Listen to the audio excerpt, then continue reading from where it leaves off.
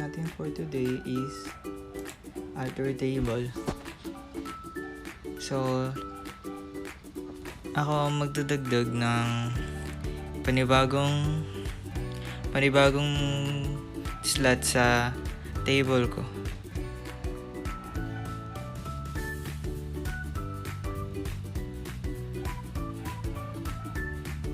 Ang alter table nga pala ay ang ibig sabihin niya ay pwede kang mag-update or mag-delete sa habang may sa labas ng table.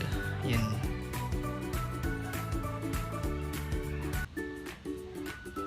So ayan. Okay na.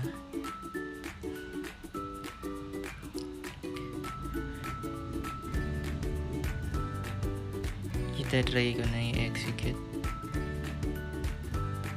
So, ayan. Lumabas na siya sa number 6 and may student ID siya na number 6 din. So, ayun. Try naman natin ngayon mag-delete.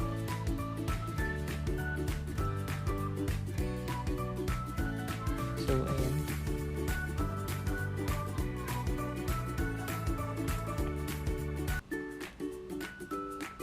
Yan nga pala yung syntax niya.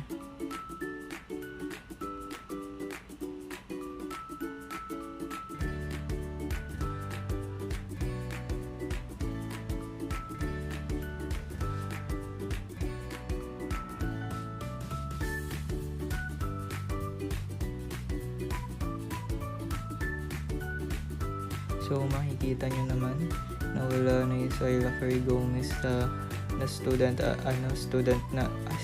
ID number 1. So itatry naman natin ngayon i-update yung sex nila.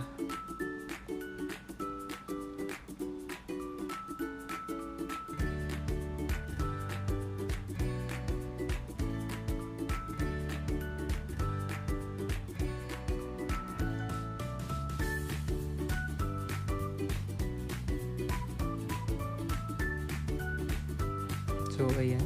Gagawin kong female.